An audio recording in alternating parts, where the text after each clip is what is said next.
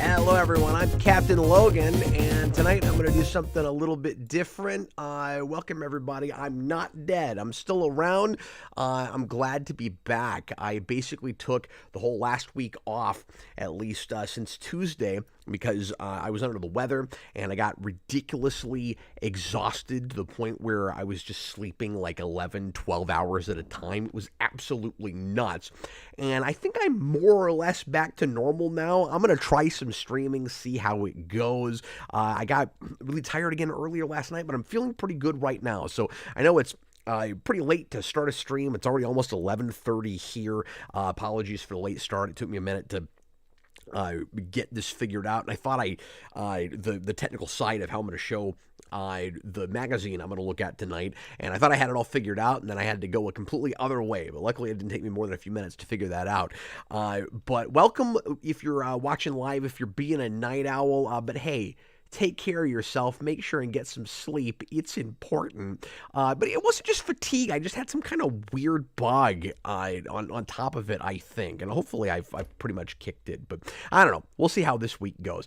I'm going to go ahead and try a thing tonight that I've been wanting to do for a long time. And it seemed like the right time to do it, except for the crazy late start, because it is still September, and if this goes well, and if anybody cares about this, I will attempt to do these one a month. There are PDF scans of Wizard Magazine on Internet Archive, and I thought it would be really cool to go through them. They have at least the first 50, and maybe there's some missing issues here and there, but they have a bunch more besides that, and I thought it would be neat and I'm calling this a blind commentary, even though it's not a TV show or a movie. I thought it would be cool to go through them, not preparing for this ahead of time, and just see what's in these magazines, kind of peruse them, read some of the articles, read bits of them, walk down memory lane, going back to the early 90s is, of course, where we're starting with this. The first issue premiered September of 1991, and so we're going to look at the early 90s days, the boom before the bust happened, before the comics crash in the early 90s. So we're looking at the months just before Spawn starts, when Todd McFarlane's Spider-Man was all the rage. There's an ad. I did look at a couple pages of this, just making sure this is going to work, and I noticed an ad in here in the back for Jim Lee's X-Men #1. So that hasn't even come out yet when this comes out. And the first thing you'll notice when we get into this is that Wizard loves Todd McFarlane, to the point where he drew the first cover, and it is a very Spawn-esque pose with Spider-Man kind of celebrating the beginning of Wizard magazine. And if you're not familiar with Wizard, I will throw in a quick disclaimer, because I'm sure this is the first thing that some folks anyway will think about with this. Wizard has a reputation, especially now, because this is of its day. Times were different. I think it's important to point that out as we look through this.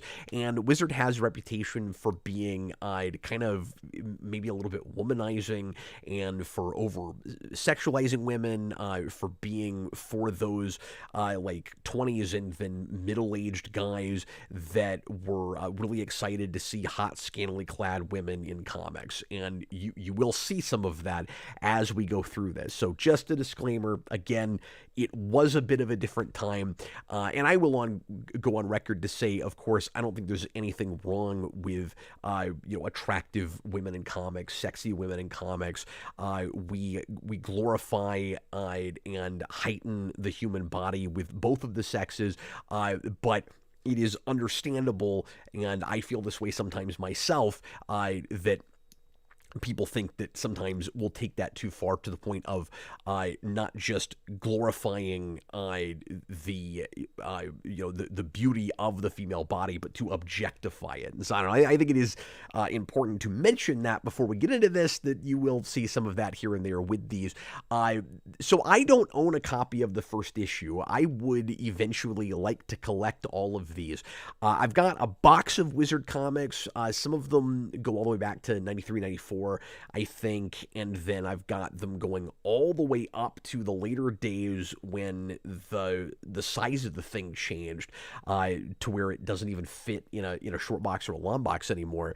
I'm pointing back here like you can see them, but eventually, as I'm going through my collections, doing my collection streams, I'll do one on the Wizard comics, and we'll look at some of those physical issues as well, and some stuff that won't be in these PDFs. But I'm not going to try to do this every week or anything. I thought it would be fun to do them month to month and try to match the months up. So this is a September issue. We'll do the October issue next month if I can get to it, and I'll probably do these the night that I usually do the collection streams, and I'll do one of these instead. So hopefully there's a little bit of interest in this. And again, I mean, I'll do this if anybody cares at all. RJ Godzilla, 1 week until October. Isn't that crazy? He says Halloween season is upon us. It's absolutely nuts.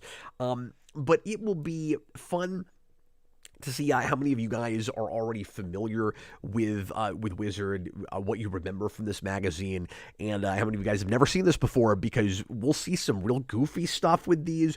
I think one of the things to most look forward to, and there's not going to be one of these in this first issue, I don't think, but are the like fan castings for movies, and Austin sent me one of those the other day for Long Halloween that had some amusing choices and some that I actually really liked quite a bit, and that reminded me, oh yeah, I've been wanting to do this series, and then I remembered that this was a September issue, and I went, yeah, let's go ahead and do it right now. So hopefully my voice holds out okay.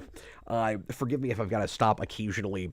I'm a little bit congested and stuff, but I'm going to go ahead and start getting into this, and we'll see what amusing things show up in this first issue of Wizard Magazine. Now, unfortunately, and I couldn't find a complete PDF of this, I don't think anybody will begrudge me using old PDFs for this. The Wizard has been defunct, has been out of publication for a number of years now. There is no legitimate way to get these except to buy them to buy, old out-of-print issues, and they're not the most valuable thing on the planet. I think this series is pretty collectible. I guess I should say is not impossible to collect, but some of these, are probably a little bit more collectible than others. I think the first issue probably goes for $20-25 maybe, so not crazy, and eventually I will try to amass these, like I said.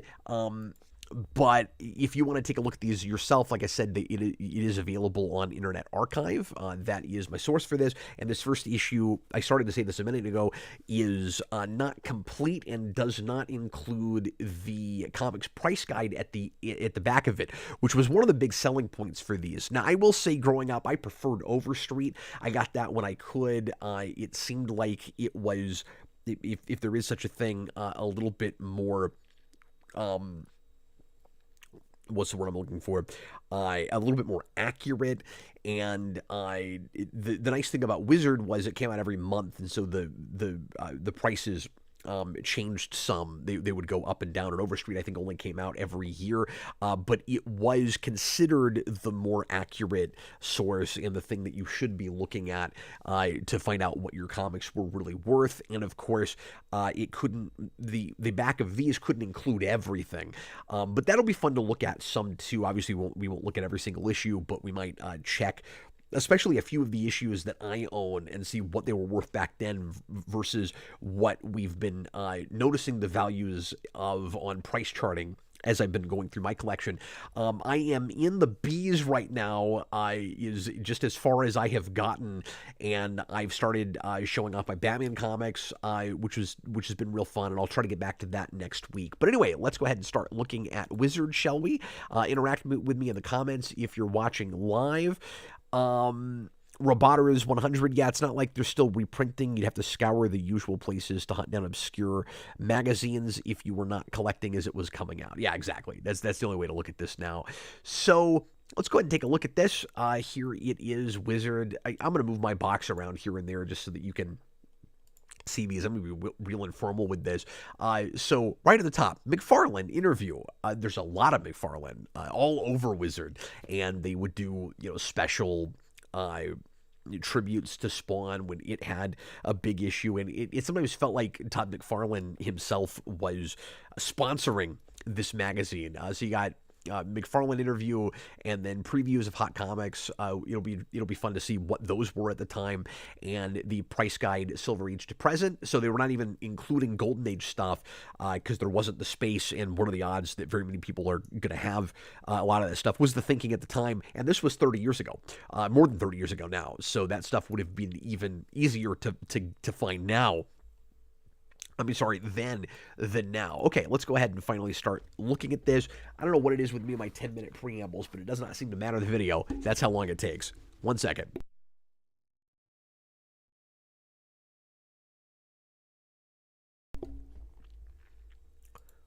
Okay, so we've got our contents. Let's take a look at this letter from the publisher here. And I'm going to zoom in a little bit so that this is easier to read. Welcome to the Complete Comics Magazine.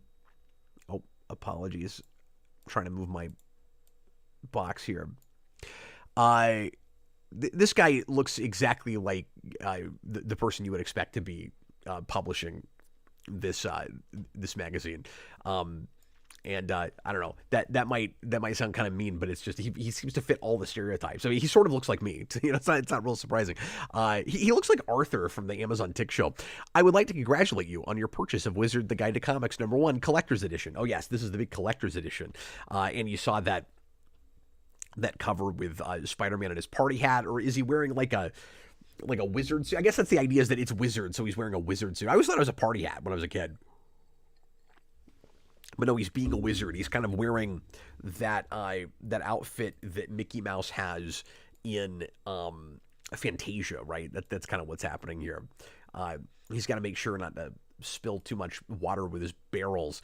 Anyway, I believe that in your journeys throughout the comic book world, information is hard to assemble, especially pre-internet. Yeah, you must use one source for new comics, one for your values, one for your interviews, and so on. Now all under one cover, you can get it all, and that was the big selling point for this. Absolutely, original artwork by your favorite artists, interviews with today's top personalities, previews of new unreleased books, plus much more. And there were other magazines that dealt with comics, but this is the one that, of course, everybody remembers. It became the top book very quickly, really for the reason that he's suggesting here. And by the way, what was the publisher's name? Because I can't really read his signature, so I'm actually not. I just, that's not even a thing that I know. Just what the guy's name was. I want to thank everyone. Oh, but what I was going to say is there were also magazines that would deal with comics and other things, like sci-fi magazines that dealt with comics and stuff. But there weren't a whole lot of just straight up comic magazines. And by the time Wizard came out, it was really the thing that everybody was getting. RJ Godzilla, he looks like a cross between Miles Teller and Tom Holland. Yeah, it's true. It's always surreal thinking of like contemporary characters now that older things remind us of. I want to thank everyone who made Wizard possible, and then he's personally thanking some of the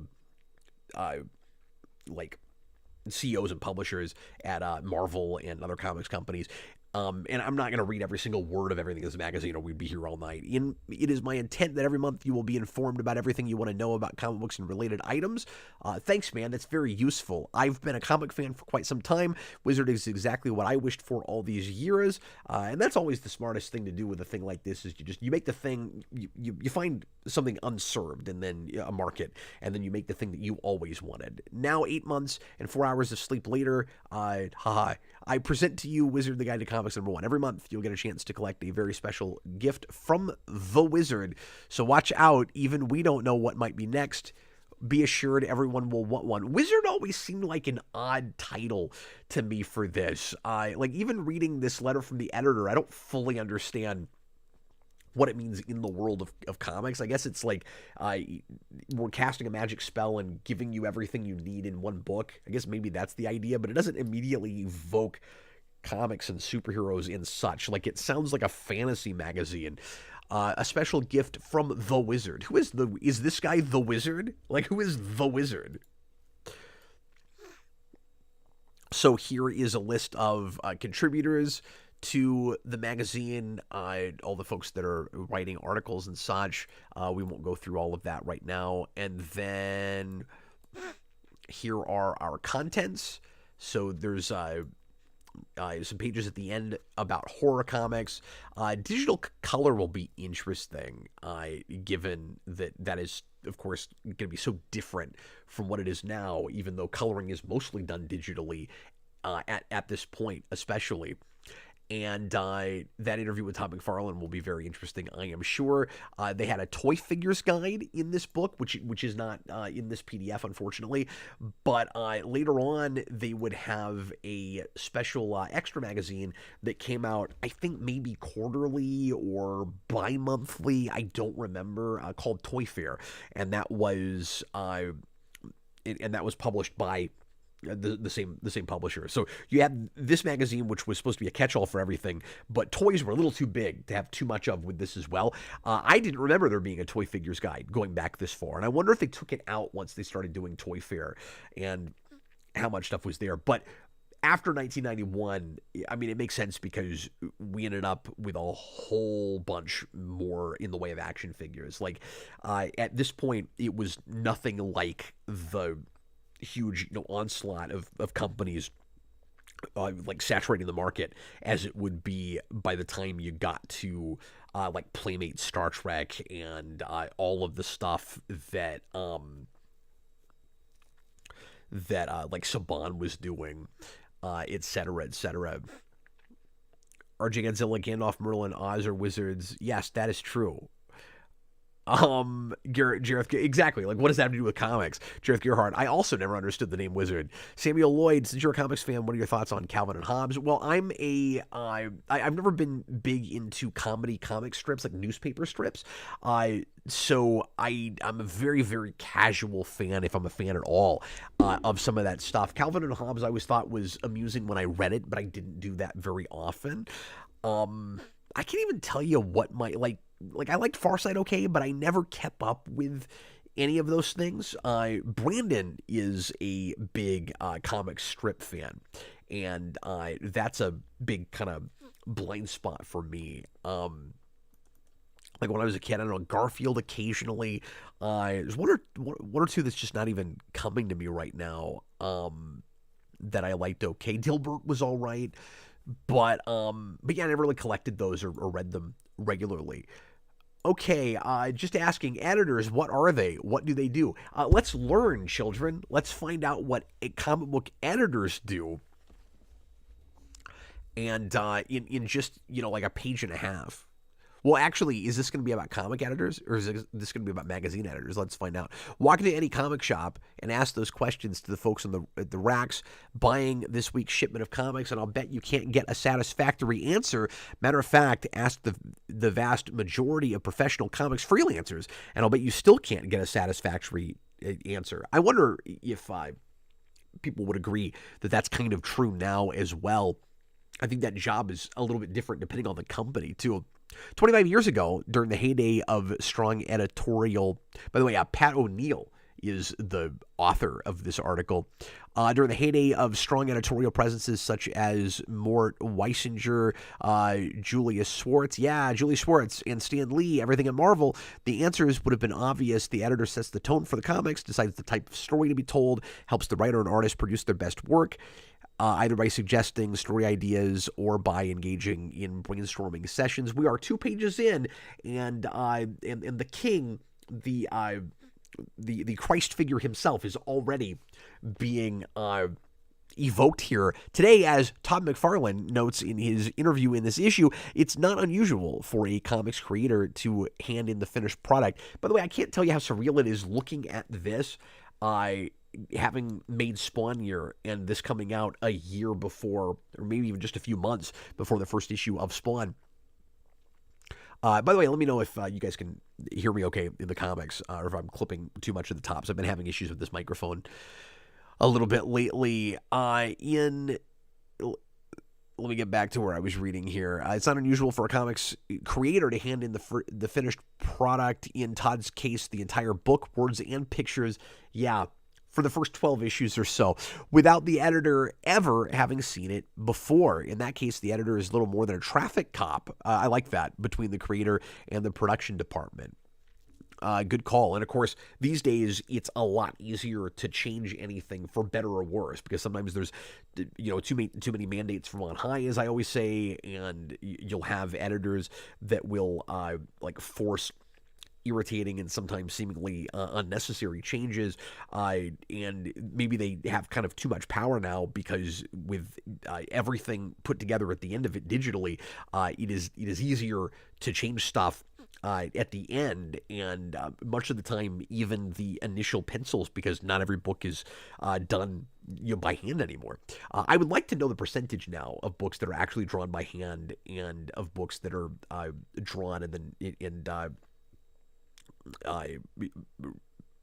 initially on a tablet or on a computer screen, because it's kind of impossible to tell. The technology has gotten so sophisticated now.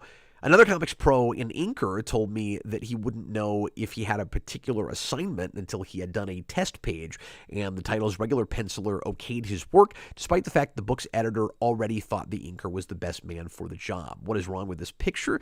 Could it be that the biggest problem with comics today is that nobody is telling the writers and artists when they are being self-indulgent or obscure or just plain bad? Just asking, you understand. That's interesting. And I feel like these days, what I hear more is kind of the opposite, where there's kind of too much hand-holding, and editors will kind of hold the reins too tightly. And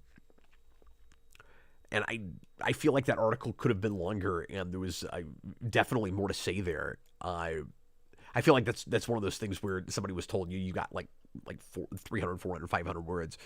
And he's like, oh, I could talk a lot more about this. But anyway, yeah, an interesting article. And then we have a question and answer section here.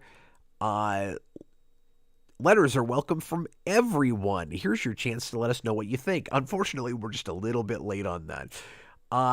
Let's see if we can zoom in here a little bit. I'll just read a couple of these. Question from Dick Holland in New City, New York. I didn't realize there was a city in New York just called New City. What does the DC in DC Comics stand for? It stands for Detective Comics. I bet everyone here knew that, of course, which makes DC Detective Comics one of the company's flagship titles. This is a question we posed to many readers of comics, and we're quite surprised how many people didn't know this. We all have to find out sometime or another. I felt like that wasn't really common knowledge when I was growing up, and I felt like I was kind of oddly old by the time I found that out. I probably was like in my late teens before anybody ever told me that. I'm assuming that the answers here are from our writers or maybe the publisher of this comic or of this magazine. Excuse me. Oh, let me get back here. Is Cletus Cassidy from Amazing Spider-Man 344. Oh, let me fix this so you guys can see what we're doing here a little bit better.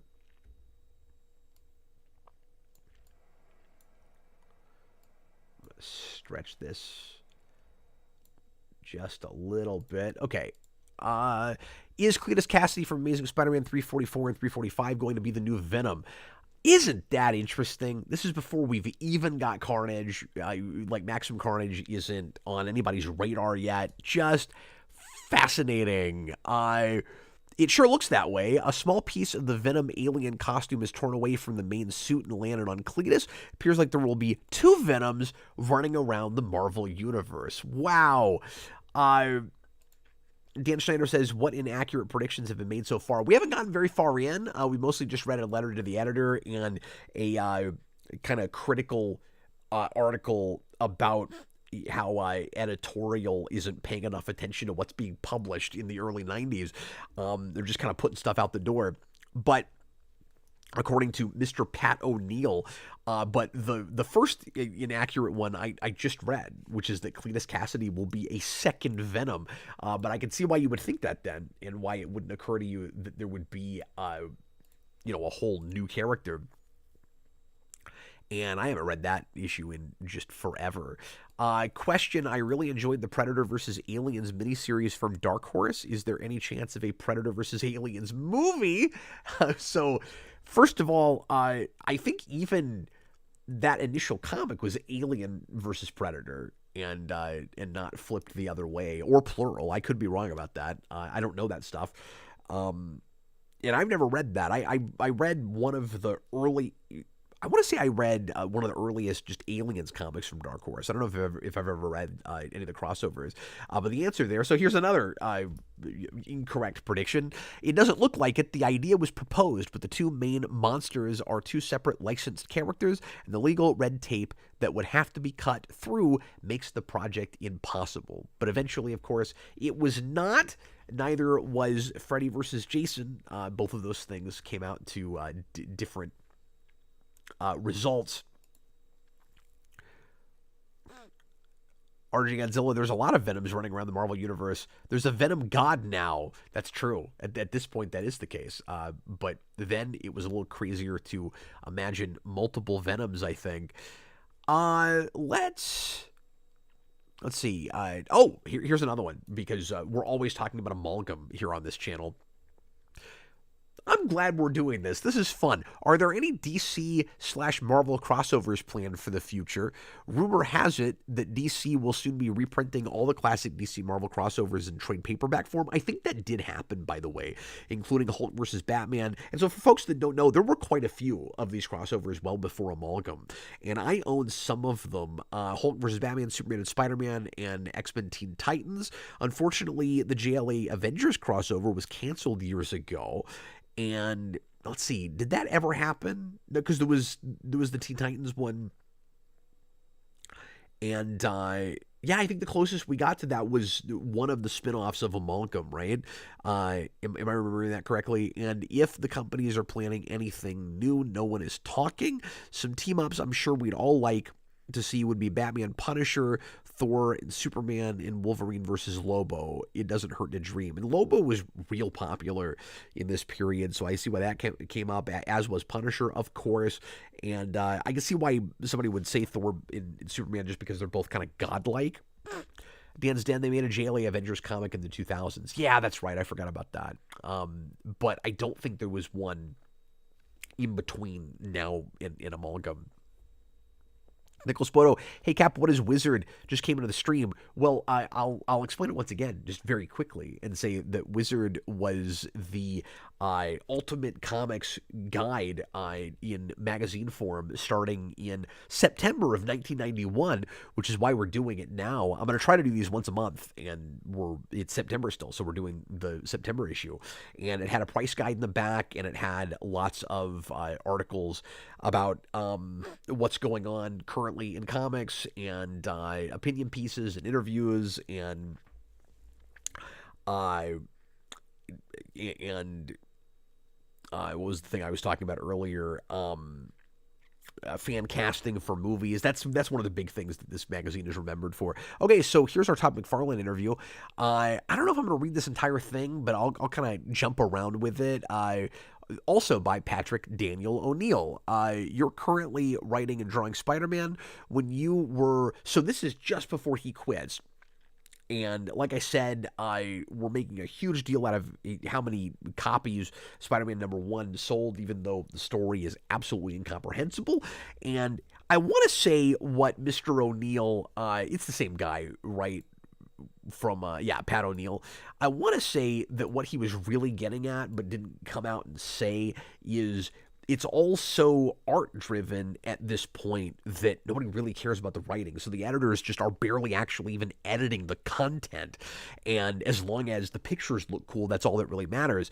And when you compare it to some of the more detailed and realistic looking things, and just more experimental things that come after this, and where I think the standard is a lot higher after the early 90s, and especially by the mid to late 2000s, for comic art, it's hard to imagine that it was art driven back then, because very often the art that was, especially guys like Liefeld, who I've just never really cared for his artwork,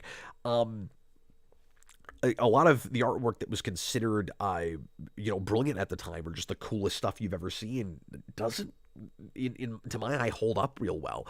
But it was new and different, and that's why the medium was real art driven at that point.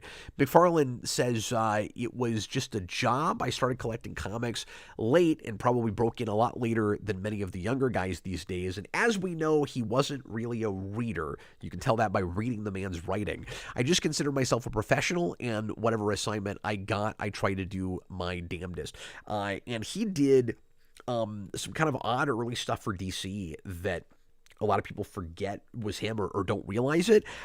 He did that Invasion miniseries. I love the art in that. It's fantastic. And as I always say, and I stand by this, Todd McFarlane is my least favorite writer and my favorite artist. And I have a real love-hate relationship with the man's work. But but in a lot of ways, I really admire him too, and I've always said that. By the way, I keep thinking about doing a series, watching like interviews and videos from Todd McFarlane on his YouTube channel, because he puts out some stuff that's really funny, I think, and just do a kind of reaction stream to some of that stuff. If anybody's interested in that, let me know. I've been kicking around that, and this will feel like that because there's going to be a lot of McFarlane in these issues. I think it's really interesting and telling that, like, 6 pages into this, we've already got a Todd McFarlane interview. Did you sort of grow into the character, talking about Spider-Man? McFarlane says, yeah, I think anytime you spend any period of time doing a character or any occupation, you become more and more comfortable with it. See, this is what reading magazines was like, kids. It starts over here, and then you have to jump all the way over here. It's like a newspaper, except you don't have to go several pages in. See page 44.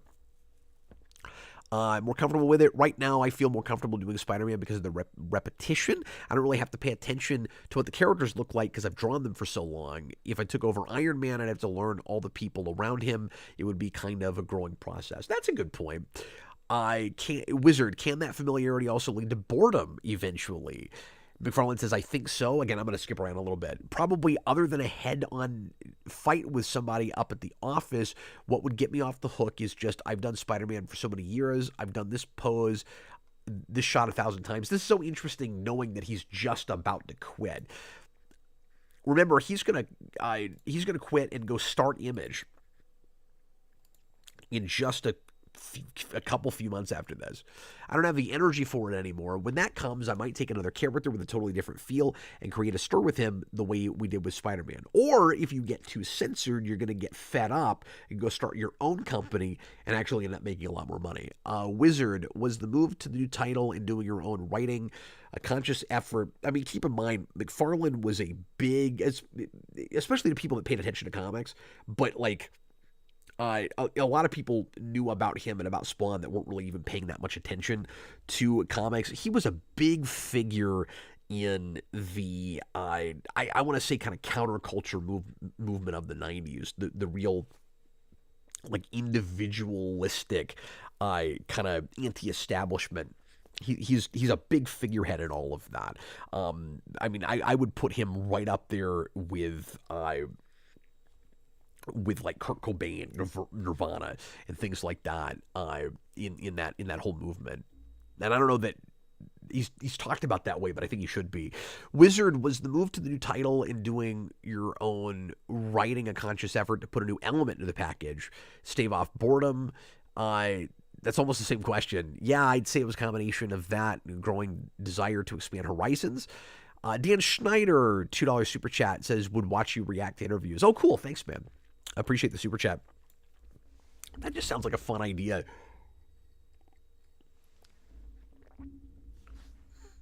I was worried that content like this is too kind of insta content, that it looks kind of lazy because I'm not preparing for it. But I think it's kind of more fun than if I write all of this down and I was real prepared. Because in the moment, me and you both get to go, oh, wow, I didn't know that, or I can't believe they said that. And it's why I sometimes like to do blank commentaries too. I was up for a couple of awards. I was acknowledged as one of the tops in the field of superhero comic books. Why coast on that? I respect this a lot. He says, I always have to find a new challenge. Once people started acknowledging me as a good artist, I needed to find another outlet. I had conquered that world, so to speak, and I have to keep pushing myself. But if you're not careful, you can overextend yourself and you can get to where you don't understand your own strengths and weaknesses. And I think that's what happened to him with Spawn, certainly.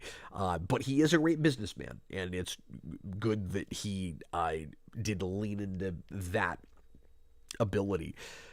Talking about your process, did you start with a firmly developed plot? No, clearly not. Or do you just start drawing and have it develop from there? Yep, right on. It's that second thing. I probably wing it. Yeah, shocker. Sorry, let me move this around a little bit. Oh, that's as far as it goes. Okay. Just trying to make sure you guys can see this okay. Oh, apologies. This thing's jumping around on me. I probably wing it more than anybody else in the business right now because I made my reputation as an artist. I tend to lean toward that field. Yeah, because the man doesn't read. He's not really a storyteller. He's a visual storyteller, certainly. The first thing I consciously think of is a visual. Shocker. Who can I bring in as a villain? What situation can I put the characters in so the surroundings are a visual to set a mood? Even if Spider-Man is saying something wanky? Wanky. Okay. Is that a real word? Did you make that up? Does he mean wonky? Is it a typo? I don't know. You don't know. The look has a style to it. Once I pick something I think is visually dynamic, I start to formulate a story around it. And that's okay. I mean, that can work, but you gotta not forget what you put on the page like 5 pages ago, and you got to keep track of your continuity throughout. Certainly, I really don't bother with the minute details. Yeah, no, he certainly doesn't. That's why Spawn is always the past is always changing, but the present stays the same. I'm having PTSD reading this. I would if I had more time. Just remember, I'm the guy that made Spawn here, okay? There's a reason I'm reacting this way. But I only have 4 weeks to turn out the whole book. If I had a few extra days, I'm sure this stuff would be a little more coherent. At least he's self-aware about it. Oh, I love Todd McFarlane. I love him so much. And I'm not saying that ironically. I really do. And sometimes I don't. But I really do. I guess would be the word. Yes, it would. Coherent would absolutely be the word. Well done. But right now, if I have an extra day, I want to spend it on the art instead of sitting down and doing some big Bible on the story. Maybe you should do that, though. Maybe you should start with a big Bible on at least like what the world is and who the characters are, and then start basing things on art. No? Okay. Do you pass at least a rough plot past the editor before you work on it? McFarlane, not as much as he'd like. Sometimes, as a matter of fact, again, counterculture, he's Rage Against the Machine. F you, I won't do what you told me. That is Todd McFarlane. As a matter of fact, I get going and I hand in a finished issue and forget that the editor even saw a plot. I don't do any written plots usually. Remember, this is the guy that would retcon things in his own letters pages. I love this, by the way. I'm going to move my box over. Spider-Man with his camera out, standing on top of what is this, like a junk pile? That is cool. Out the characters that all. My attitude is there's no such thing as wrong debris, no such thing as wrong spaceships, wrong monsters, because there's nothing in real life to base them on. Some guys do better than others, but nobody can say the knob on this fictional gun should be a little more to the left. Yeah, that's a good point. If a guy's getting smashed into a brick wall, who cares where the bricks are as long as there's a shitload of bricks, right? By the way, I'm just going to read the words as they are here, so I don't usually swear on this channel, but I'll read what's here. I do a lot of line work and I doodle the hell out of the pages, and the printing process muddles it up some. I treat the pages like they're not going to be colored. Yeah, I think that's part of the key to the success of his artwork, by the way. As long as I get Spider-Man in the right pose and I've got a cool shot for him coming in the splash page. I mean, if he'd been allowed to put his stuff out in black and white, it still would have been as big as it was. Guarantee it, or at least fill it in with line work. The kids figure there's more detail put in than there really is. That's a really important corner that he cuts, and is just super smart. The man's really economical. You see how I'm like equal parts uh, like an absolute fanboy about the man's artwork, like groveling at the feet of that, and then also extremely critical to the point of just like constantly making fun of the man when it comes to his storytelling. I cannot help it. I mean, I'm bipolar about the man's work. The first time I remember seeing your stuff was on Infinity Inc. over at DC. Oh, yeah. I was impressed by your page design then, playing with borders designs and things like that. I don't see that in your work anymore. Have you shifted your attitude toward page design over the years? That's a good point. He did used to do more crazy layouts, but when he gets to Spawn, he goes back to that. You might get a two-part story out of me where I'll go. He loves the word wanky. It's a weird word. It sounds half dirty. But my attitude is that the toughest thing for any person doing superhero comics is to sit on the fence. You notice that we're still early enough that we can't decide if superhero should be hyphenated or not. That's a big pet peeve of mine. Superhero is one word. You can't make it so stylized for the 20 and older crowd that you lose the kids, but you don't want to make it so simple that it's just a kiddie book. That is a really good point about accessibility. Some of the stuff I was doing on Infinity, some of the page design stuff, and I'm sorry, over here, some of this is cut off. I still try to do as much design work as I can. Sometimes I think I do 10 times as much as a lot of other guys, and I don't think he's just bragging or flexing when he says that. I mean, McFarlane has, especially in these days here, he's lightened up a lot, a planet-sized ego. Sometimes he's deserving of it, too. I think he's right that he did do 10 times more work. And so when he... Because sometimes I make fun of him for going, do you know how hard it is? You know, like how much time it takes to make these comics? And that's why he stopped drawing as much, and I would outsource that and then write his books. But it's because he's such a perfectionist. He's gonna do it his way if he's gonna do it at all, and he's not gonna cut a lot of corners. And it does take him longer. Look at all the detail. They only want to work so hard. Let me move my box again. To figure out the comic book, but once you get older, it's kind of neat to have to delve into different layers. I have to make a marriage of both of them so I can get a big audience base. And you can tell he's wrestling with that a little bit.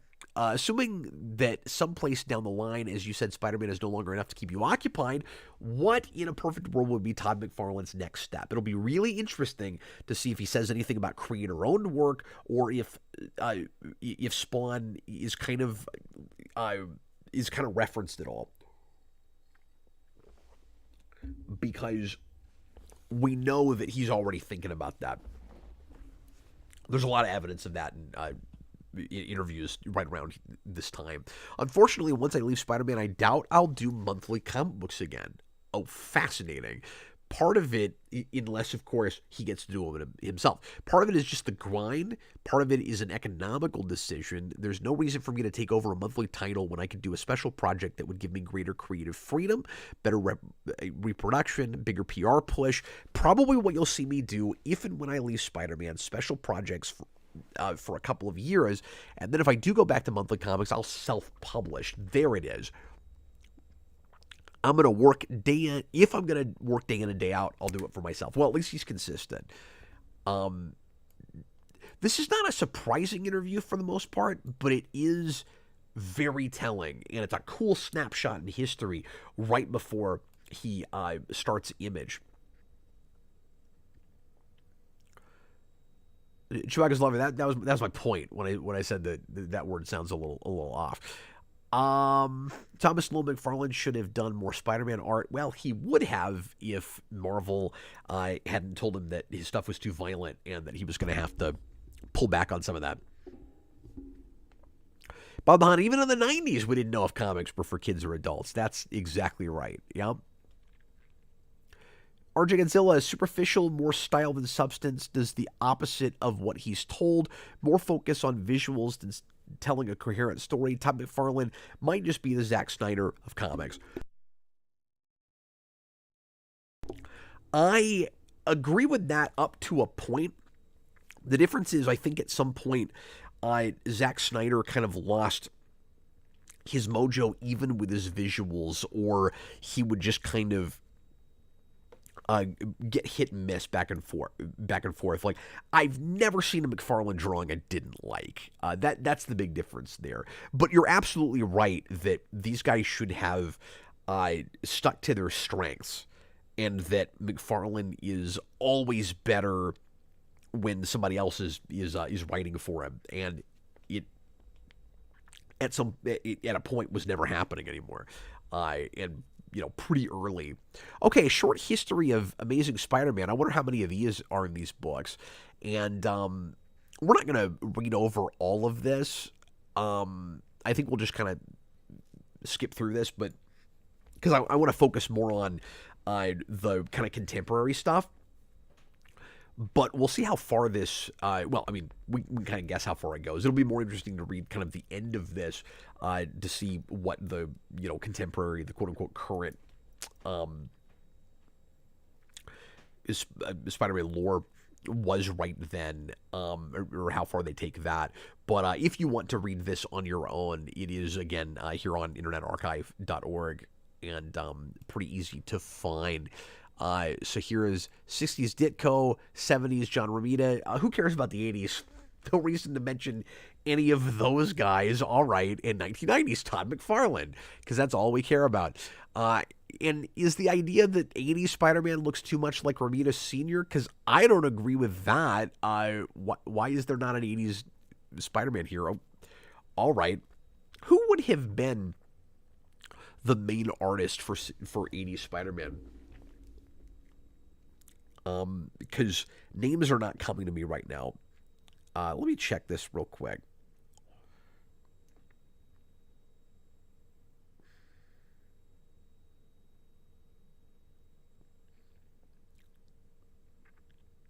Because of course,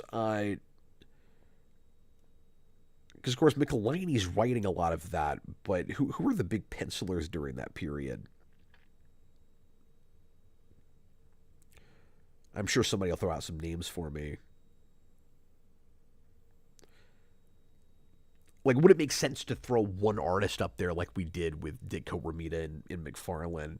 See, yeah, Bagley. I just wasn't thinking of names. That was the first thing I thought of. Like, Bagley or Mike Zack. Yeah, why isn't Bagley's name there? Bob the Hun, 80s was a great era for Spider-Man. So many major events happened. Yep, that is true. Schwager's Lover. No, I did not see your super chat. Sorry about that. Here it is. $2 super chat. I want your Siskel and Ebert reactions. Make those. Have I mentioned that on camera? That's another thing I've kicked around doing. Is going back to old Siskel and Ebert reviews and listening to what they're saying and just pause every so often and make comments. Yeah, I've got ideas for some fun reaction things. Hopefully, I can get away with either of those ideas, that or McFarlane, without having to deal too much with copyright flags and stuff. But I think I can do those. And not a big deal if I can't monetize them, but hopefully I can at least have them up. Spider-Man, or Spidey as he is known, has gone through many ups and downs in his personal life. That's right, that's called Parker Luck. The Green Goblin with his exploding pumpkin bombs. It's just kind of funny how superficial some of this seems to sort of be. Like, there's also the fact that, like, Norman Osborn is a really important, personal figure in his life, and his best friend is the man's son and all of that. But no, it's just worrying about the pumpkin bombs. And then he's also talking about his personal life, but, those things are very intertwined. He once went out with the black cat. Yeah. And then later, of course, it happens a lot. He just goes back and forth constantly. Spider-Man's powers themselves have gone through changes. They certainly have. With 4 titles plus a reprint title, Spider-Man continues to be a big name in comics. Yeah, to the point where I want to say that even then, Spider-Man must have had its own office. I don't know if that was happening yet, where like Spider-Man has an office, X-Men has an office. because X-Men hadn't even been, probably not with X-Men, maybe with Spider-Man, because X-Men hadn't even gotten its relaunch yet, but was about to with Jim Lee. And then you get the ridiculous number of X books. Like you had a few, but it gets crazier. I wonder if it had its own office at this point. I don't know. Peter's favorite females. Yeah, that was not as long as I expected. I guess we could have read that down, but that's all right. A Wizard's Comic Watch. Okay, so here are some of the big, heavy-hitting comics you should be watching out for that will be coming out in a store near you in late 1991. Oh, wait, no, not so much. Apologies. I should have looked closer at this because I knew this book was not early 90s. Apologies. First, because it said Wizard's Comic Watch, I thought these books would be big, exciting, up-and-coming things, but it's not. My mistake. Omega Men number 3, release date June 1983. So I'm not sure why we're putting a spotlight on these things. Or if maybe they're just becoming a little bit more valuable, and that's why they're here. I don't know. For the pages of a comic found in what? For the pages of a comic found in boxes marked 5 for $1, springs one of the hottest characters of the 90s, Lobo. Okay, that's right. DC's newest sensation made his debut in this obscure title. Oh, that's why we're bringing it up. Okay, and 9 years later has become one of the hottest books in the country. Okay, interesting. Sorry, I'm learning how this magazine is set up. Anyway, X Factor 24. I own this issue, by the way. This is right around the first appearance of Apocalypse, which I also own. But yeah, this is a big Archangel issue. I don't know if this is the first appearance of Archangel. Oh, and now Superheroes is capitalized and with a space. but not together in one word. Okay. The superheroes have been getting excessively more dark and violent. Yes, they sure are. And Wizard will love that. Wizard will be all about the grim dark of it all.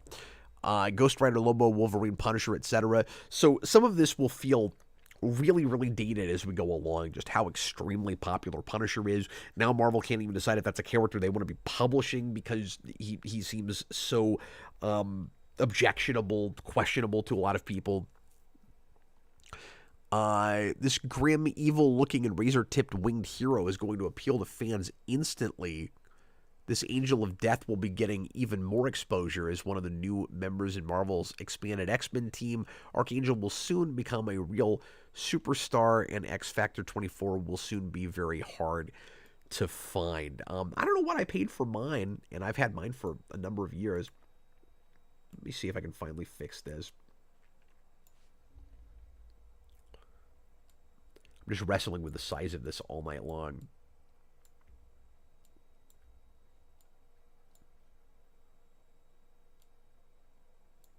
Okay, and that's the best we're going to do. Okay.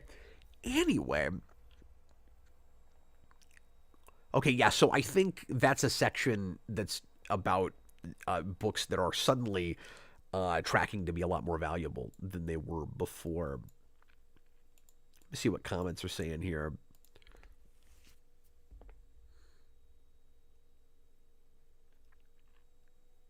Jareth Gerhardt, I second the Roger Ebert idea. Thanks.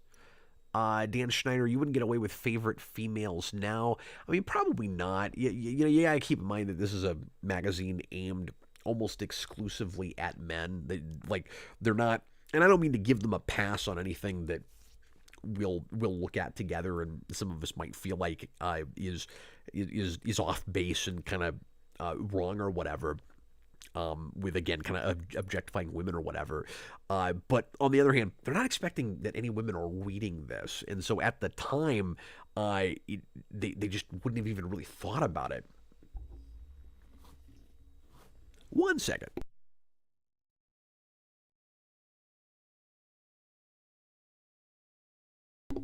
So this is going to read real cutting edge at the time and super outdated now. Check this out. Digital color. DC Comics have a new tool, ladies and gentlemen. I guess just mostly gentlemen though, as we were discussing a minute ago, replacing their brushes and Dr. Martin's dyes with keyboards and mouses. Was it? Did anybody ever refer to that as mice? Was it always mouses? By Henry C. Kalana III. Let me read the super chat real quick, and then I'll get to this article. Dan Schneider, $5 super chat. People are now talking about Ultimate Marvel and 2000s Marvel. Pretty much anything written by Mark Millar, like we do about 90s edgy comics. I have not heard any like contemporary musings or complaints about Ultimate. So like I'm kind of out of touch. I'm out of the scene. I haven't seen that stuff. That's interesting. I do feel that way about some of that stuff myself, to be honest with you. Where it felt, real new and contemporary, and the seams are starting to show. Or I should just say, it's some of that stuff is starting to look kind of dated when you go back and look at it.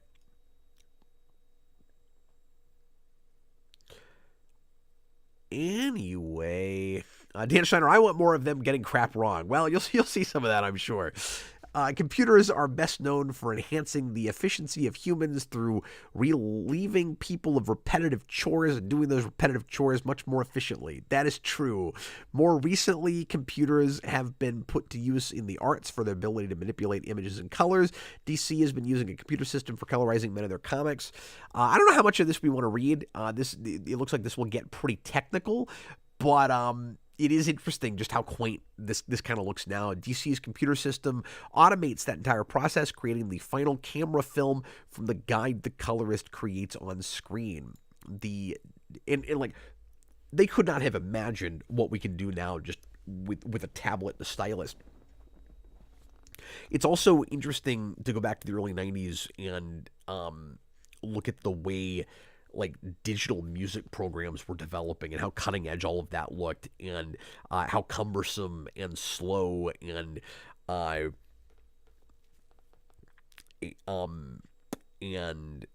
what's the word I'm looking for? Just incomplete. That stuff feels now. Because I remember that when I was in like junior high, which would have been a few years after this. But a lot of programs would feel really cutting edge just because you could create music at all in a computer and would be not that much more impressive than like Mario Paint or something, but super restrictive with, that's the word I was looking for, with the sounds and the samples that you'd have, but didn't feel restrictive at all at the time. This effect of the computer is the most impressive. The infinite palette of the computer system, see, not infinite by today's standards, and precision control over the colors allows the computer to fade very gradually between one color and another. When madness is in the sky in an issue of Shade, yeah, I remember Shade, a mature reader's offering from DC, there is, I don't know why it's important that it's mature in this context, but all right, there is a gradual change between yellow and purple. Isn't that amazing? It can make, you guys, you're not even going to believe this, a gradient. Fascinating. Computers are, I'm skipping around with this article, also allow for quick and easy experimentation. It is much easier for DC's colorists to apply colors to see how they look. That's great. Just fast. Now, I wonder, just after this, how much coloring was still done by hand, or if we got to a place where most of it was done digitally. Because I actually don't know that. I mean, I'm sure by the early 2000s, most of it was being done digitally. But I don't know how many years it took before we stopped doing coloring at all by hand. I would be curious to know that. Harvey Comics is also using computers in its production process, though primarily for digital storage of black and white art. Oh, that's interesting. The Harvey system permits the production department to reduce costs for its large inventory of pages, reprinting with updates. It's not as elaborate as DC's system. Oh, this is still going. Oh, hold on. Oh, weird. That looked like the same page. It is. All right. Weird. Computer technology has arrived as a powerful tool for comic creators. Advances such as these will continue to keep comic books an exciting, progressive, and changing art form. And that's true. That it did.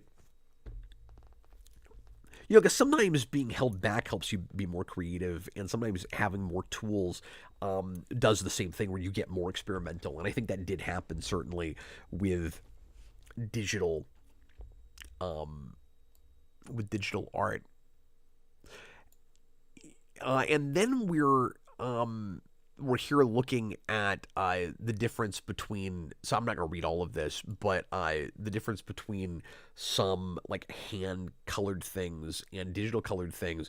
And I think it's important to note that one of the drawbacks sometimes to digital coloring was recoloring that would happen in trade later, where the coloring either just wouldn't feel as good, it would seem kind of lazier, or it just evoked a totally different mood because it was so different from the original.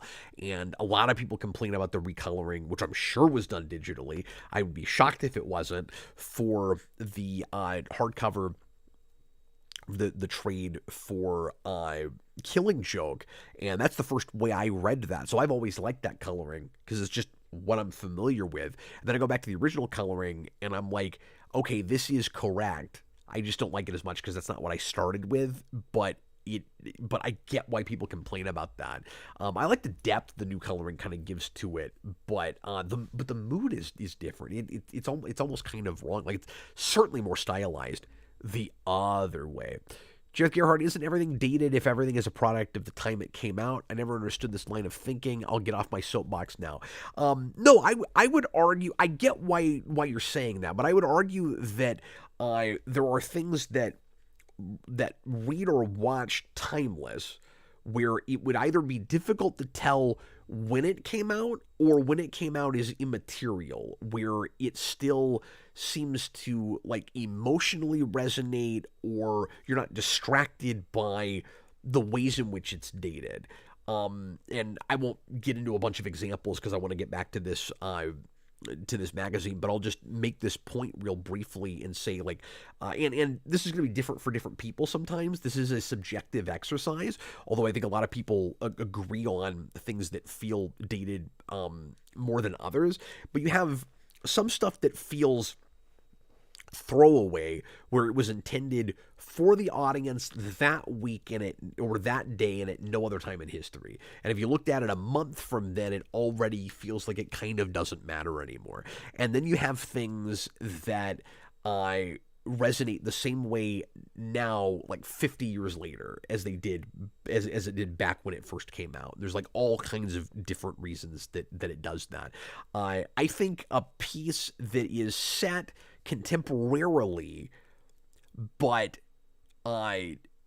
still resonates today, or still just the artistry of it makes you not think about the time it was made in, even if it's very much a product of its time. When that's done the best is when later on it feels almost like a period piece, as opposed to too much of a product of its time. And I feel like more or less Back to the Future is one of those things, where somebody could arguably, like, the effects would be different, technology would be different, etc. That is very much a product of its time. But there are especially bits of that movie, like when you, or those movies, like when you get to the second movie, that I feel like it's almost a period piece making fun of the time it was made in, that could have been made 30 years later, poking fun at the 80s. And it's so like, it's a product of its time, but it also is timeless all at the same time. And I think that's what I mean when I'm talking about things that are dated, where they don't have that quality. They feel like you had to be there, I guess, is the point I'm making.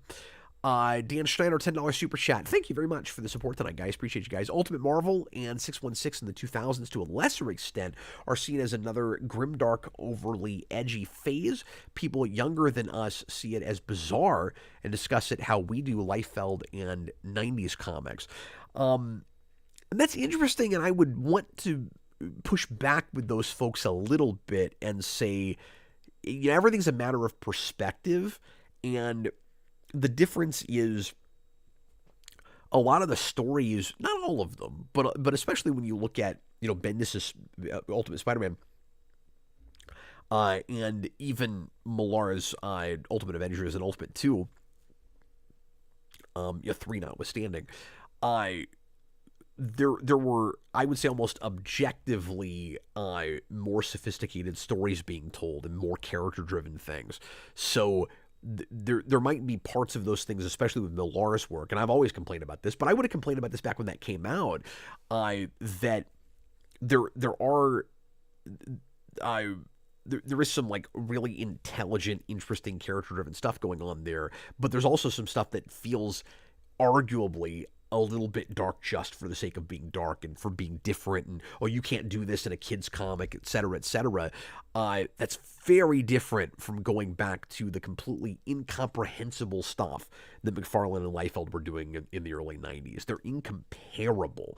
But the one way they are comparable is maybe there's some change for the sake of change and some different for the sake of different. But I know what's happening in one, and the characters talk more like real people in one, and they're actually about something more than just, oh, doesn't this look cool?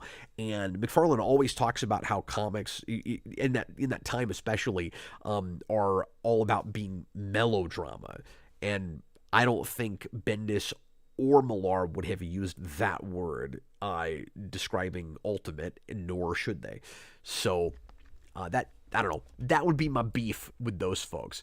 Let's get off of digital coloring here and talk about collecting comics in the 90s, which now sounds like a history lesson, but then was about being contemporary. Now, I'm wondering, I'm gonna be doing a lot of speculation, I guess, prediction about what we're going to be reading here. I wonder how much of this is going to suggest that comics can be used as an investment, and how horribly wrong they're going to get this, or if it's going to be really careful that you're not buying stuff because you think you're going to put your kids through college because it's too much of a speculative market and you don't know what the value of these things are going to be later, and if we're not careful, we will oversaturate the market with collector's items. Is it going to understand what's happening well enough to do that? Who wrote this, I wonder? I can't tell on this page, but let me skip around a little bit with this and see what folks are saying. Comment or what this article is saying. You guys are depressing me on how the kids these days are looking at Ultimate. I don't want to talk about that anymore. Comic book collecting is fun for everyone. Or at least everyone that likes comics. In comic books, anything can happen, and does in some cases. Just when you saw your favorite character die a bloody death, he or she comes back with a vengeance, no less. I love that this article starts with that, because that is going to be the problem, like one of the big problems in creating an oversaturated and speculative market with the death of Superman, and that is either just has happened or is about to happen. Is that 92 or is that even 91? I think maybe that's 91. Everyone collects for their own reason, to make money. I love that it starts with to make money. I cannot tell which direction this article is going to go. This is fascinating. I have a feeling this could end up being my new favorite segment on the channel here. To make money, they enjoy the reading, like the artwork, a way to relax, and many more.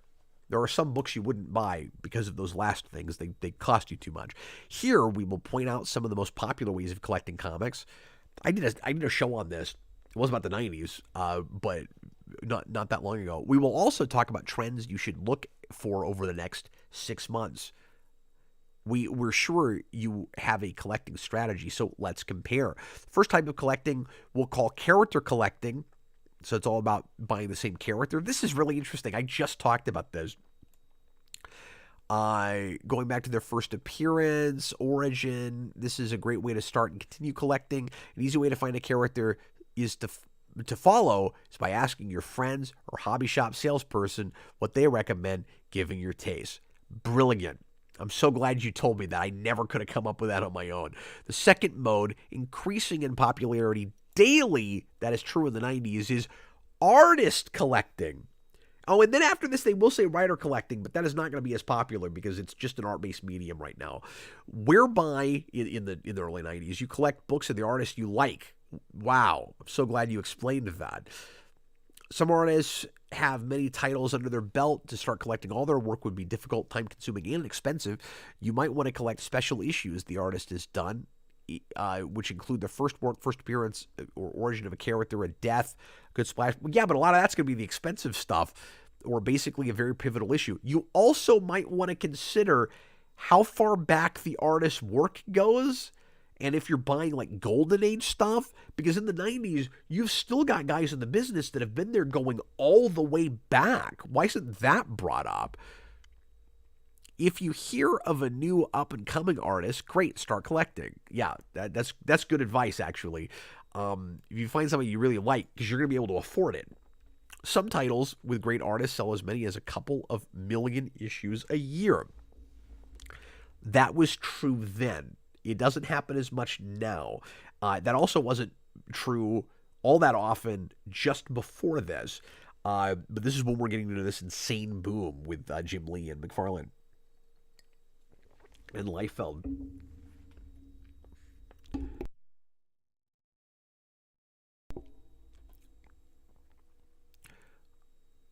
The next mode is writer collecting. Writers are a little harder to follow because the recognition is not visual, and no one talks about them in this period of time anyway, or at least not enough people do. However, there are many comics with table-turning plots that can't be drawn to show exactly what happened. Therefore, a very skillful writer is needed to coordinate. It's almost like this article is being apologetic to writers. It's like, no, you guys matter too. You guys matter too. Don't feel bad. Because the attitude is, we're not really sure what the point at the time was. We're not really sure what the point of writers is. Like, obviously, if there's a really great artist, he can just, and you go back to Marvel method, he just makes up the whole story himself anyway. Why not just let him put the words in? Frankly, who even cares what the words are? The whole point is the artwork. Like, I don't even know if I'm going to read the book start to finish. I might just flip through it and look at the panels I think are really cool and jump around. I feel like guys were doing that. Especially because no one seemed to know that Spawn made no sense. And I've always wondered how many people actually really read the book. And then you look at Youngbloods, which is famously preposterous and impossible to read. The collecting fun really kicks into gear when you combine a few or all of the elements we mentioned earlier. Ooh, we'll make a suicide out of it. When you put a popular artist and character together, you've got yourself a winner. An artist-writer combination will also produce the same result. I want this article to say, please be careful not to think of this too much of an investment. Is it going to? Recently, a whole new dimension to collecting comics just surfaced. By the way, this is a very first issue, isn't it? It's almost like somebody sat down, like the publisher, the guy that looks kind of like me, sat down and put together a list of topics that comic fans would really want, and then just threw them all in an issue. Maybe got to the end of it and was like, oh God, I don't know if we're even going to have any material for next time. Like, let's talk about the history of a really popular character like Spider-Man. Let's interview the most famous guy in comics right now. Let's talk about how coloring is done now, and let's give a guide to collecting. I mean, they're going to run out of ideas here. So now we got creative printing, whereby a publisher will use out-of-the-ordinary printing methods to produce a comic book. The results have been staggering, with sales doubling and hobby shops nationwide selling out in minutes. Gee, I wonder what's going to happen. One of the most popular methods is using metallic ink like gold or silver. This is wonderful. No awareness of what's about it. And I mean, like, I'm armchair, looking at this 30 years later, knowing what's going to happen. But there were definitely guys that saw the writing on the wall with all this and warned us the whole thing's going to tank if we don't quit with the variant covers and the holofoil covers. And this is where it all starts, folks. But we're really glorifying it here. Embossing is also a neat feature. Gatefold covers, which combine a few self-contained pieces of art placed side by side to create one larger, more spectacular piece, has been very well received. And now we've got creative marketing. Examples of these are bagging comics, inserting trading cards and multiple covers for one issue. Wow, this is kind of hard to look at. Variations in comics are also very collect worthy, like test logos. What? Which had a very limited. I don't even know what that means. Test logos. Newsstand versus direct copies. Yeah, which there was. That starts really in the 80s. A lot of that. Limited productions, finally changing colors on covers for second prints. And we're like, isn't this a great idea? These creative processes cannot work alone. They must be combined with elements mentioned earlier that attract collectors. Just putting a special cover on a piece of junk will not work. But it did. It did over and over again until the market was horribly saturated and the whole thing crashed down. Over the next 6 months, the comic book industry will grow tremendously. Yeah. You should be worried about a boom bust thing, yeah? No? Okay. There will be a few major factors when combined, which will create a huge market. The movie industry has grown to be the number one source of entertainment. Yeah, to the point where you don't matter unless you have a movie. That was a big thing. With this in mind, the big publishers have been investing a lot of time and effort into reaping the benefits of this multi-billion-dollar business.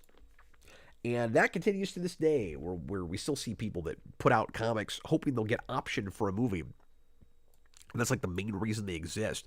There are many movie projects in the works based on comic book characters, and they're coming soon to a theater near you. More of them are going into development hell, though, than a theater near you. The television networks have quite a few cartoons and shows planned. Again, this will bring comic book characters into their homes across the country. And keep in mind that this is a year before Batman the Animated Series. It's 2 years before X-Men. Like, we're about to have a big boom with that. That has not happened yet. And so it's going to be interesting to see all those things happen as we go through these issues. Sports cards have become the largest non-television advertised hobby in every part of the country. For some of you guys, that will be a shocker to hear, and you won't even be able to imagine or visualize that I ever lived in a world where that was true, but it was. And then this is really interesting. Like, I used to go to a comic shop that right next to it had a card shop that was sports and non-sports, and like the businesses were so big separately, they required two different buildings. Now, you have to mix two or more and often more mediums to even keep a store open. And even then, you can't just be brick and mortar. You have to have an online presence.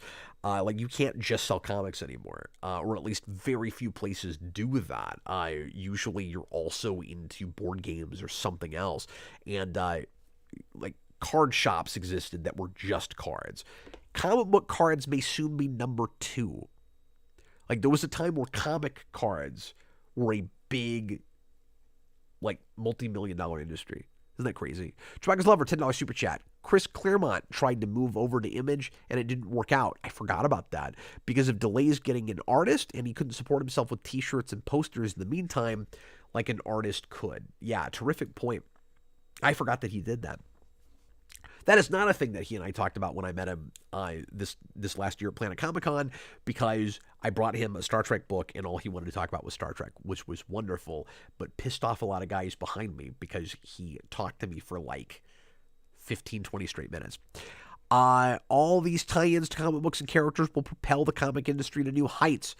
There's no warning here. Like, wow.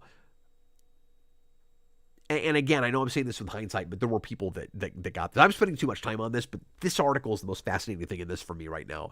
Origin issues and important works of artists, you make the call. With all this information about comic book collecting, you should be very well on your way to a successful collecting career. Not going to talk at all about speculative market. Okay. Chewbacca's Lover, another $10 super chat. Appreciate it, man. Artists would make money between delayed issues with t-shirts, posters, and trading cards. Yep, that's true. Chris Claremont joked that he couldn't sell t-shirts with pages of script on them. And yeah, I've heard that quote too. Oh, yes, this is the same page. Okay. On to 20 of 38. Real quick, let me just see how long I've been streaming here. Oh, an hour 20, not too bad. If I can get through these in a couple hours, I'll feel good. Wizards top 10. Here we go. Here we go. We're going to get into the juicy stuff here. What are the most popular comics in September of 1991? We keep a very close watch on all the hottest books trading hands throughout the country. Here we have listed for you the 10 most commonly sold and demanded comics. This page will set you ablaze. Okay. At least it didn't say anything about it being extreme. Number 1, X-Force number 1. I have sold this several times, but I never kept a copy. And I wonder if that's worth anything now, because some of these books where there were just a ridiculous number of them, I don't think should sell for very much, but some of them do. Like Spawn number 1 is like a $20 or $30 book now, and there are a million of them. There are more than that. I mean, it's really strange. I've never understood that. With little surprise, I still think it's surprising. I don't get why people liked his art even then. No offense to Rob Liefeld. I don't get it. The hottest book in the country. This comic book has been very well received. Nobody knows what the hell's happening in it probably, but they love what it looks like. Of the 5 different trading cards available, the Cable card is the most popular. Collecting the set of cards creates another whole dimension to this comic. In order to create a complete set of Marvel trading cards, Series 2, you'll need to find these 5 extra cards. And what that means, reading between the lines, is you have to buy the comic 5 times. You see what I'm saying? These were the frustrating things happening in the industry where everybody should have been able to tell this can't last forever. It's official, because if you weren't there, or if you were really young, what the industry was doing was it was saying, buy all these things that we're telling you are collector's items, they'll all be worth a fortune later. And when you mass produce stuff, it can't be worth a fortune. Now, some things now are worth more that there are bunches of than they should be, I think, like I said earlier. But even still, not hundreds or thousands of dollars like people thought. X-Men 248, Jim Lee's first work on the X-Men title with, oh wow, that's a good trivia question to know what his first issue was. With Lee's new X-Men number 1, there will certainly be a challenge for the number 1 spot. Next month, can Liefeld's X-Force stay on top? Well, no. Not if that's the month that came out, because that broke all the records. X Factor 63. Well, now that I'm looking at this again, look at X-Force, X Factor, maybe the Marvel office did have, or Marvel editorial did have a straight-up X-Men office at that point. New Mutants 87. Okay, so we are 11 issues away from the first appearance of Deadpool. New Mutants 98. It'll be interesting to see what that issue looks like of the magazine when that comes out. The first appearance of Cable ever. This Liefeld book is a key book in anyone's collection. What potential? Nuff said. Okay, so these are not the 10 hottest books that are like brand new. These are just the things that people are looking for the most that might be valuable or are currently valuable, it looks like. Oh, I'm sorry. I'm not reading these in the correct order. 2 was 248. 3 is Silver Surfer 50. This book continues to shine. You know why it says that? Because it had a holofoil cover. I own that. That's why I know that. The popularity of this silver embossed comic book, remains strong due to the Infinity Gauntlet miniseries. Yep, that's true. Ron Lim is certainly making his stars brilliant. I might throw up occasionally with some of this writing. Okay, and then X Factor 63 is 4. Spider-Man number 1 is 5. Platinum.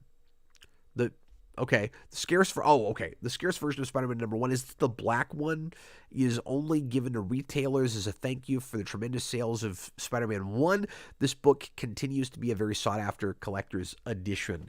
I think I have a copy of that. There were like 3 or 4 different ones. They're all the same cover, but they're different mediums. Like there was the black one and the silver one. I think, I forget. But anyway, there's a few different ones, and I own at least 2 of them. But I don't know if I have that one. I wonder what that's worth now. New Mutants 87 is 6. I've never reviewed that stuff, the Todd McFarlane Spider-Man, because I'm worried again about PTSD from Spawn Year, because when I've gone back and looked at it, it's just like, you know what, I think I maybe actually did a live reading of the first issue of that. I can't remember. I did it with Spawn #1, and I think I might have done it with that, but I've never read that run. It's short. It's like, 12 issues, 14 issues, I think, and just reviewed it. So I should do that at some point. Silver Surfer 34 is number 7. Jim Starlin debuts as writer. Oh, cool. Again, a cool trivia question. Thanos returns from the dead. It's a key issue in the Silver Surfer line. Yeah, no kidding. Ghost Rider 15. Ghost Rider was huge in the 90s. We're going to see lots of Ghost Rider through this. Ghost Rider versus Johnny Blaze. This book is even better with the lights out. No, it's not. You can't read it. It's a comic book. Teen Titans number 2, first appearance of hot DC character Deathstroke the Terminator. This issue is tough to find, but well worth the search, and I'm sure that's worth a lot now. And New Mutants 100, the last... Oh, okay. Hold on. I was wrong. So, New Mutants 87 was not brand new, but I was thinking it was because of the way this is laid out, but this is... not all brand new books. So that means that the first appearance of Deadpool has already happened. This Liefeld book will age very gracefully. I don't think anything Liefeld ever wrote or drew ages gracefully, but all right. And then here's that cover again. We gotta throw that in the middle of the book as a ad for our book, even though that's the cover that you have. And then Wizard number 2 is going to have Ghost Rider on the front. And we're going to make a big deal out of Platinum Spider-Man number 1. So look forward to that next month, folks. And I mean literally next month, because I will probably do this again. Horror comics then and now. Oh, look. It's Swamp Thing. Read about Swamp Thing, the Sandman, and Hellblazer. Let me back this out a little bit. I can't get it to stop moving around when I don't want it to. Okay, again, I'm going to skip around with this a little bit. And of course, horror comics are not as much my thing. I'm much more of a superhero guy. So, apologies to some of our big horror fans. I'm not going to spend as much time on this stuff, just for my own personal interest.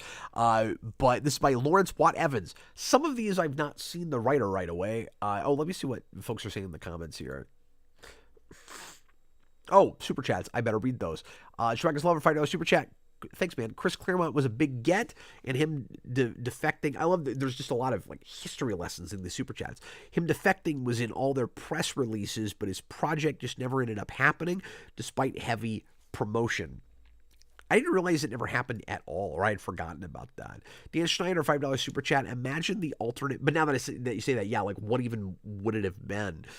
Imagine the alternate reality where Chris Claremont is part of the Image crew with Liefeld, McFarlane, and Jim Lee. They might have had something good, or he might have just not been able to get along with those guys. I don't know, but it would have been great if McFarlane had drawn a Claremont book. I would have loved that.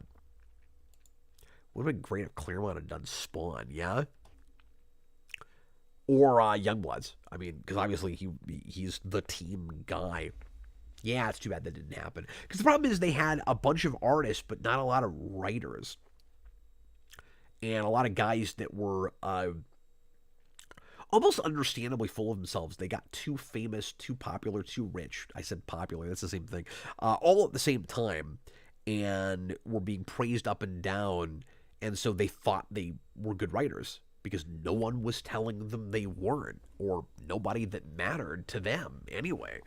In recent years, some of DC's most successful and critically acclaimed comic books have been on the borderline of horror, or just straight up horror, honestly. Titles like Sandman, Swamp Thing, and Hellblazer, they're among the most sophisticated comics on the market today. These things are true, and that was happening especially starting in the mid-'80s with Alan Moore's stuff, as much as anything.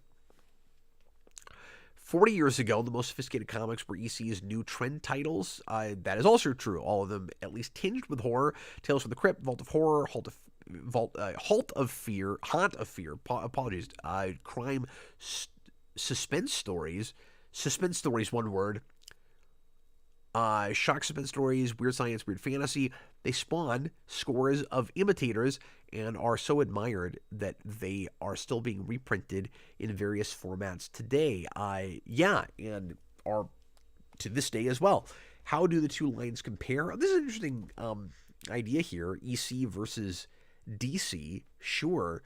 EC was created in imitation of radio suspense programs.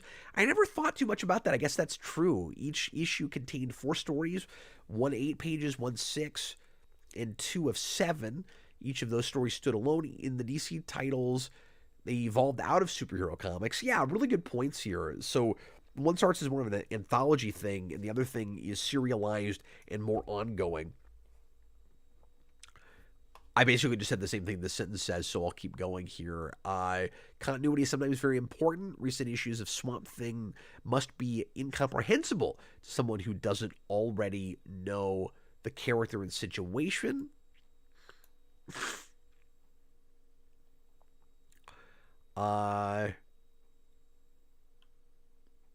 What Swamp Thing is, the Parliament of Trees came from, and so on. Yeah, I need to read that stuff finally. Hellblazer can also lose a new reader pretty quickly. Sandman does a better job, perhaps because the central concept is simpler and more powerful, but even there, the multi-part epics like Season of Mists are a long way from a 6-page shock story and Tales from the Crypt. This is the most well-written of these articles so far, and one of the most valuable still to read now, I would say. Why compare them? Because there are some similarities. That's a good reason. And perhaps look at those, seeing why these two lines are the best of their respective eras will give us some insights into what makes a good comic book. I like this a lot. The most obvious similarity, I thought I was going to skip more past this, but I'm really liking this as an idea. The most obvious similarity is both lines focus on horror and the supernatural, mood as much as action, which is also arguably what's going on in superhero comics of the day, except this stuff is more concerned with story, and there are real writers behind them, like Neil Gaiman. Not necessarily a lot subtler. Gag reflex is a reasonable response to some of EC's stories. Still, the stories are a little cooler, more thoughtful than straight action epics. It goes with the territory of horror or suspense. And this continues. Horror carries a certain moral ambiguity to it. And, of course, superhero comics were trying to go that direction with anti-heroes in the early 90s as well. But I don't know how much of that is actually responding to horror comics or not. There's an interesting conversation here. EC played with that. Oh, sorry, a step more advanced than Good Guys and Bad Guys. EC played with that a lot, caught hell for it from people who didn't want their children reading stories about sympathetic monsters. That's when you got into, of course, sorry, I'm starting to fade a little bit. That's where you get into the Wortham thing, and in the 50s, and when you get into the absurd notion that an entire medium is supposed to be for one age group. Always really bothered me. In shock suspense stories, it was better than, and you'll hear even parents in the early 90s trying to get back to a seduction of the innocent place, saying, obviously, this medium is only for children or primarily for children. Why are we even allowing anything to be made for adults? And the argument of, well, at least there should be something on the covers to make it clear which group it's for is fair. But you had parents basically making the argument, these things are supposed to be for children. And I'm like, why? Because it have pictures in them? And the same thing, of course, was going on with video games. I saw recently, I can't remember if it was like, if it was a clip from Oprah or the Donahue Show or what it was, but something dealing with that. Right around the same time period, maybe a year or two after. In Vault of Horror, the reader might find himself applauding a vampire. That's familiar. Sorry, I'm trying to get to the top here. Stuff now in comics, in movies, on TV, everywhere, but in 52, in comics, it was pushing the limits and would have been a lot easier to scare the reader, certainly. DC is doing something of the same, at least with their suspense titles. When their suspense titles are at their best, John Constantine, in an early issue of Hellblazer, deliberately lied to an old friend and betrayed him to a horrible death. pardon me, in order to prevent a greater evil, Dream and Sandman condemned his beloved to hell for 10,000 years, a little more than a whim. That's kind of the initial premise. Swamp Thing almost destroyed Gotham City. What a jerk. And did commit at least 2 gruesome murders that I can recall offhand. And these are the heroes. These are not comforting stories for children. And that's another similarity. EC and DC both seem to have ignored the idea that comic books are for children. See, I got ahead of this article. They've got powerful stories with no condescension, no allowances for the idea that their readers are young people. The stories tackle adult issues head on. For DC in the 60s, that's not, in the 90s, that's not so hard. For EC, it meant big trouble. And again, there are still people that were complaining about it, and there's still censorship. You got to remember that the comics code will stick around for another 10 years broadly, and then it will slowly start to fall off. But the rules with the code did get a lot more loose as that was going on.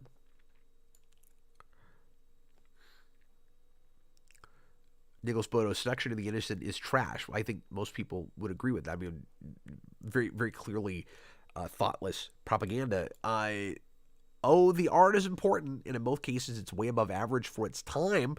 That's definitely true with both of those things. Looking at Vertigo with EC, it was the scripts by Al Feldston that made the EC story so great. People remember the plots far more than individual scenes. I love this article. I wish this guy had talked to the guy that wrote the much more superficial "How do you collect comics in the '90s" article. That was kind of painful, actually. A sign that it's the writing that's central to the story's success. Also, Todd McFarlane should have read this article. As for the DC line, Sandman is so utterly Neil Gaiman's titled, the idea of someone else writing it is almost offensive. Swamp Thing was nothing special until Alan Moore reshaped it. I agree on all of this. Let me skip around a little bit. People think of comics as a visual medium, and the artists have always gotten more attention than the writers. Back then, that was true. That's not as true now. But in fact, the writers are at least as important. I love this article right after the last one. That's awesome. Probably more so. Art and the script need to work together, but the script comes first. Without a story, the art is nothing but lines on paper, or at least pretty pinups, right? You could concede that if the art looks cool and you ignore the picture, you ignore the words because they suck, maybe you could get more out of the visuals and piece a story together yourself.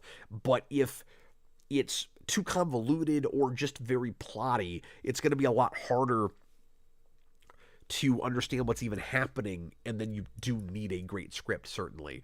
So I don't know. For a visual medium, I would concede just a little bit, or not concede, but like argue with this a little bit, that you can certainly make a story that doesn't require great dialogue or writing on that level. But very often that is not what you were getting during this period. Reading between the lines, you can tell this author is frustrated about that. The EC line flourished because of the strong editorial team at the helm. I also think that there are superhero fans that would go more to Vertigo and like some horror stuff over superhero comics because they weren't getting it from them. Al Feldstein and Bill Gaines plotted virtually all the stories between them. Feldstein scripted most of them. Let me skip past this. At DC, control of the horror titles has been left to the individual writers, and the result is idiosyncratic but excellent stories. And it's important to note that some non-horror stuff, some superhero stuff, was also being done that way at DC. Things like, Watchmen is the obvious go-to, and Swamp Thing was like talking to the superhero books, but even like Doom Patrol and stuff like that. Morrison is not in this conversation, and maybe should be. I would say despite all the obvious differences of format, content, and so forth, the reason the EC line was best in the 50s and the DC titles are among the best of the 90s is simply that the publishers have let very good writers do what they wanted to. And isn't it interesting that we had an article earlier that was complaining about this, that sometimes the publishers aren't holding the reins tightly enough. And there's an argument here for that. But the argument here is for books that are actually being written by writers. I mean, that's the difference. unfettered by preconceptions of what would suit the marketplace or who they were writing for, but what a comic book had to be. Lawrence Watt Evans makes his living writing science fiction. You can tell he's a writer. I want to look into this guy and see what his fiction is like. Fantasy and horror, and has also scripted stories for Marvel's Open Space. I'm going to look him up. What a terrific article.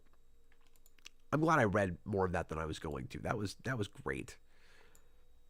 Bill Jemas is the guy who decided to ignore the comics code for all his flaws. You have to give him credit for that. Yeah, fair enough. Absolutely.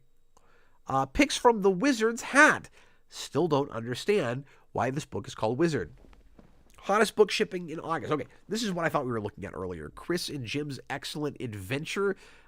Good one, folks. Oh, sorry. I'm moving the wrong thing around. Claremont, Lee and Williams, Marvel's Mutant Megastars. I'm not going to read this whole thing. So we got X-Men #1. That one will be a fifth version with all 4 covers and a double gatefold will be released in the first week of September. That one will be a limited edition with no reorders. And this issue comes out in September.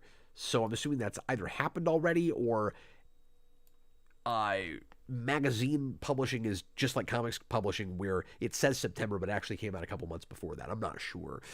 But I think, all of the gatefolds for that issue. And over here on a rack of X-Men comics that I put together, Batman Holy Terror, not to be confused with Miller's book by the same name, I think, that was supposed to be a Batman book but wasn't. Holy Terror. Alan Brenner with art by Norm Brayfogle, my favorite Batman artist of all time. I have never read this. I should do that at some point. Is this another Elseworlds? It is. We find ourselves in an alternate present where church and state are one. Weird. Bruce Wayne, before entering the priesthood. Oh, this rings a bell, but I don't think I've ever read it. Uncovers the truth about his parents' death. With this terrible secret revealed, a new darker Batman emerges as Gotham's protective Dark Knight. I should finally read that. It's only been 33 years or whatever. I don't like these cute headings. Stop it. Is that a fact? Peter David on X Factor number 71. Okay, we're getting close to the end here, folks. I just want to see how long I've been going here. Oh, we're still not even at 2 hours. Not too bad. Excalibur 42. I'm appreciating that they're putting the writer and artist right up front. Ragman #1. I have sold that a couple times. I've never kept a copy of that. I've never read that. Terminator Secondary Objectives. #2 from Dark Horse. I've never heard of that. But that is a crazy looking Terminator. Look at that. New Uncanny X-Men, which is just X-Men 281. Okay. That is Claremont and Bertaccio. So Claremont, of course, is still around. And then we get an article about the Rocketeer, which comes out that year. This is also Pat O'Neill writing. And that movie, of course, will be really well liked by critics, but will ultimately bomb, and Disney will have a flop on their hands, having spent a pretty good amount of money on merchandising and advertising. I'll skim around this probably. One of the top movies for the summer, but it won't be, as box office wise. It's sorry to say, it's wonderful. No one will be surprised. It is on my top 100. I won't tell you where it falls on that list. But Austin and I are going to get back to that list this week, so look forward to that. Let's see. The Rocketeer, Disney's action-adventure film based on Dave Stevens' comic book feature. Bill Campbell. Let's see. And then Bill Campbell has an interview here about how he got the part. Went to a reading, a test, fairly routine. I'm just going to skim through this and see if there's anything that I haven't, that we haven't heard much about this movie. First time I read for that part, I met director Joe Johnston, and he, of course, later on went on to direct Captain America: First Avenger.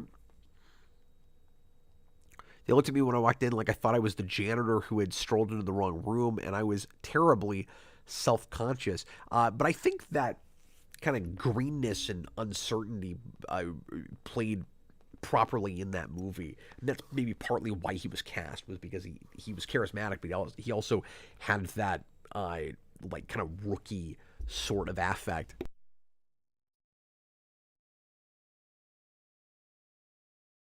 I heard they called me back for the test because they had to round out the day. They were testing two other people. That had ran out the day with another, and Joe picked my name off a list.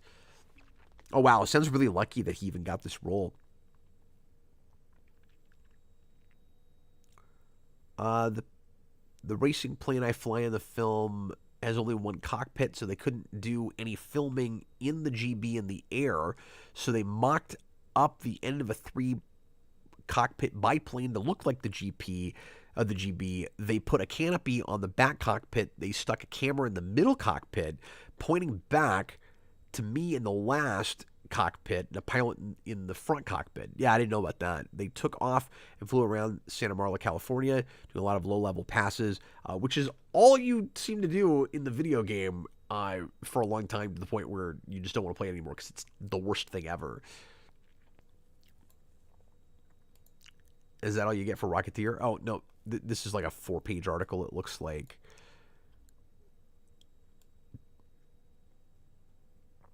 Campbell said the frightening part of his flight in the mock-up suit was the stunt work. The shooting we were doing mainly took place during the time when I was supposed to be in trouble in the GB when it takes the bullet hit, which meant flying around the countryside about 10 feet over the treetops, wiggling and wobbling, making low-level passes over the runway. Yeah, that must have been scary.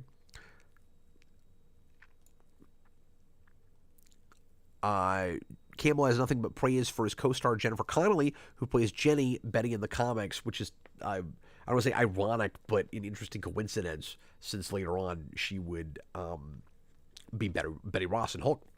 He calls the resemblance between Connelly and her comic book counterpart remarkable, and she's really good in that movie, too. I always kind of forget that that's who that is.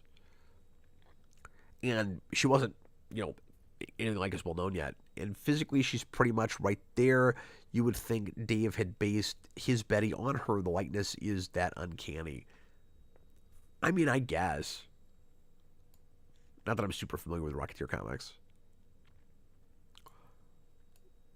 So pretty routine article here for a new movie about to come out.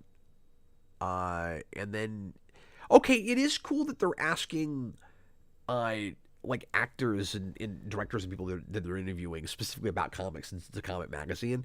So I would imagine if you're interviewing for Wizard, you got to be careful that you have looked a little bit at comics, because he's asked about his favorites, about like writers and artists. I have a few favorites. Jack Kirby was a long time favorite of mine. I have every Commandi he did until he stopped. Oh, interesting. Which is pretty much when they became worthless to me. Okay, so see, he is an artist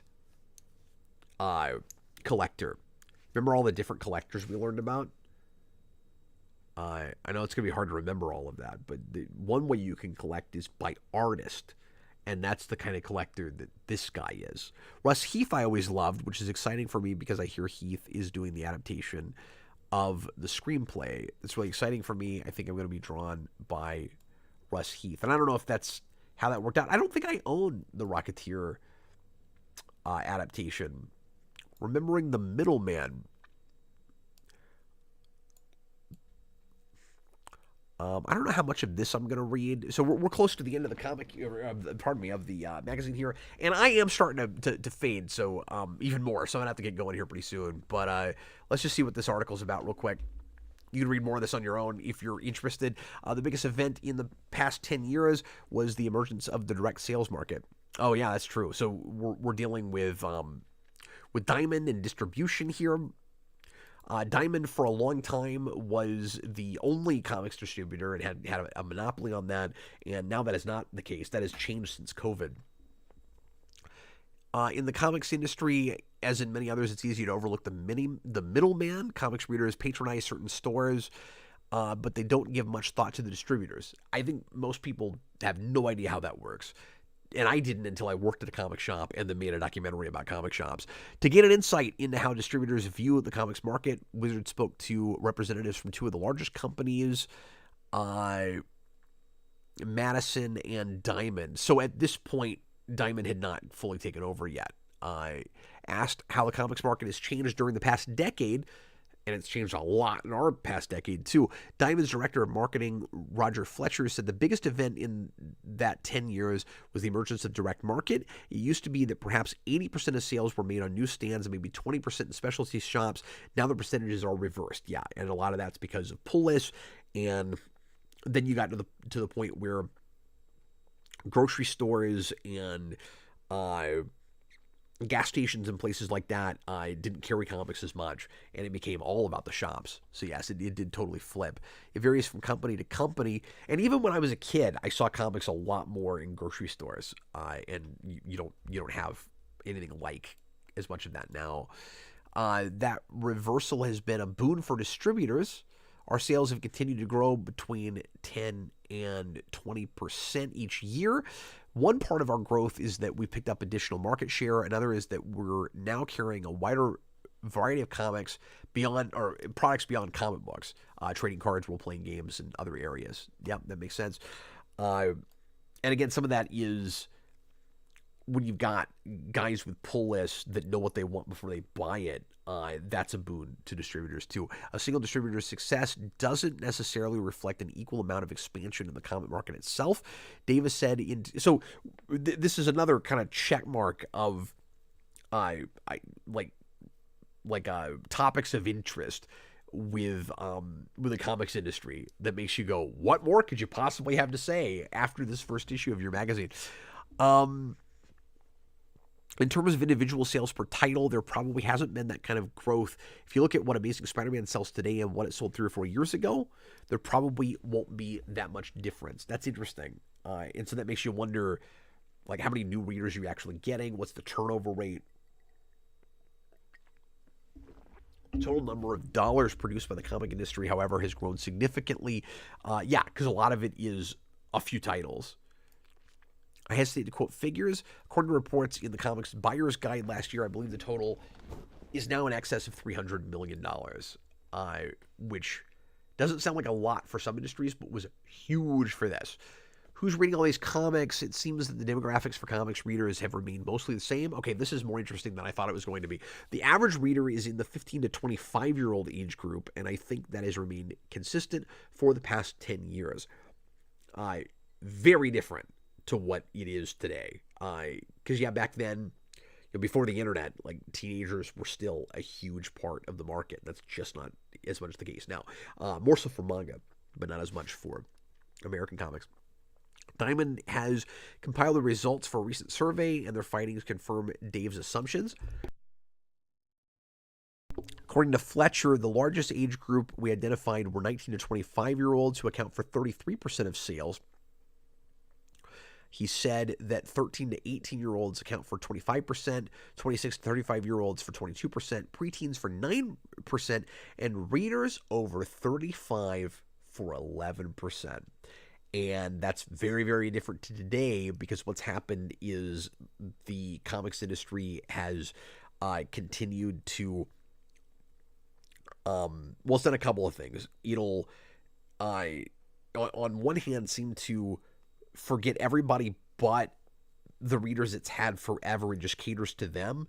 And then everything else it makes are for a market that it doesn't seem to understand and isn't actually looking at comics and cannot grow it that way even when it tries. And I think we might be embarrassed to know how much larger of a percentage over 35 is now, because I think it would be more of the bulk at this point. I'm a little out of touch. I'm not reading current much, so I don't know if I'm right about that. But I I bet that's true, though. The majority of those readers are collectors, and you could not have imagined that back then when we still thought of comics more as for kids, more kiddie things, and the more adult stuff that was being written still, yeah, mostly guys in their 20s looking at that stuff. Oh, and that's a good point, of course, especially in the early 90s. Majority of those readers are collectors. 70% of purchases are planned. I just talked about that, as opposed to 30% bought on impulse. The bulk of sales are made to collectors who know what's coming and they go get it. That's what the comics publishers bank on, Fletcher said. That's why a series will often start over with a new number one, which plagues us even more today than it did back then, or why a character will jump from one book to another. Because back then, still your most popular characters, you were on maybe second or third volume. And at this point, 30 years later, everything's at volume 7, 8, 9, 12, 13. Davis says double covers, bagging, and other gimmicks seem to have a positive effect on sales. So we're finally getting into this. They do distort what a book would normally sell, but as long as they continue to work, publishers will use them. Is he worried? He's not talking about how worried he might be, but do these gimmicks encourage collectors to stockpile certain issues? Here we go, hoping to reap a huge profit. This is what I was hoping to see in that article earlier. Davis said, I think many collectors are small-time speculators. I've been looking for that word this whole time. Buying 2 or 3 copies of comics they think might appreciate in value.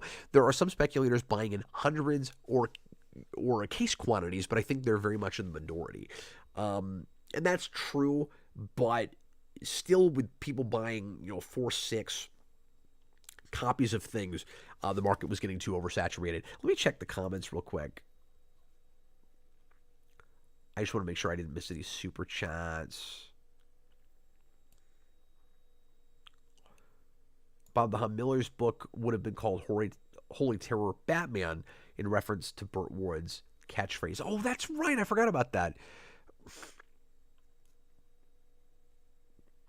Yeah, I completely forgot that's what he was going to call that. The country's new economic climate has definitely affected the comics market. Davis said the recession hit the industry about a year ago. Yeah, there was a recession in the late 80s, if you're not aware of that. It was evidenced in the sharp decline in sales of the higher-priced formats. We saw a drop in the orders on upcoming trade and hardcover graphic novels. People are being really choosy about what they buy.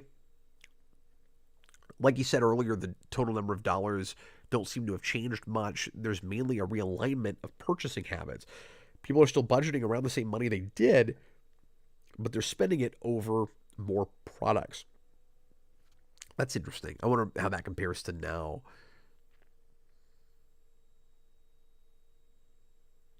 Then he talks about some companies that are on shaky ground or going bankrupt. Companies like Now Comics, Comico.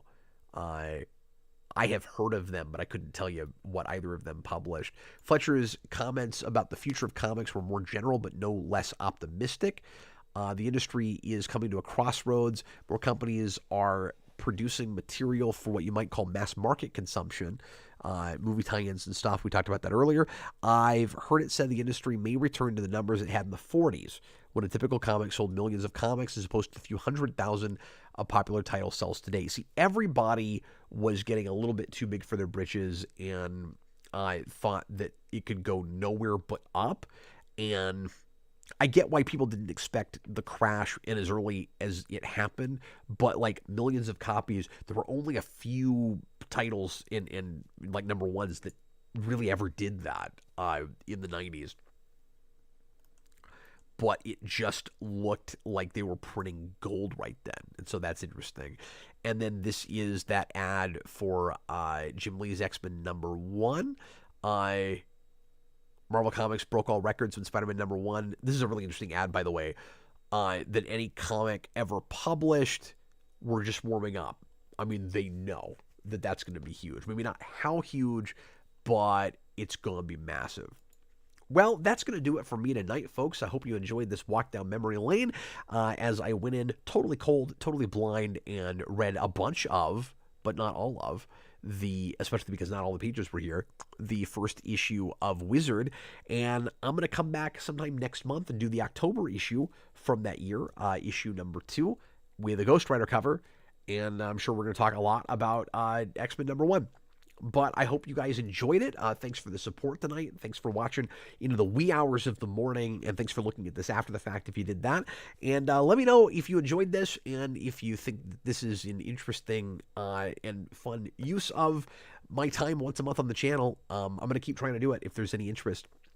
And in the meantime, join me tomorrow night for a how we felt about review of the first episode of The Penguin, and then when the season finishes, we'll come back and we'll do one on the whole season. But we are going to do the pilot to, if you can call it a pilot, to help people decide whether or not they might want to watch it if they haven't yet, and we'll talk a little bit in the way of spoilers as well.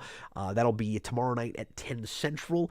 And in the meantime, appreciate you guys. Once again, thanks for watching. I was Captain Logan, and I hope to see you again later this week. Bye, everybody.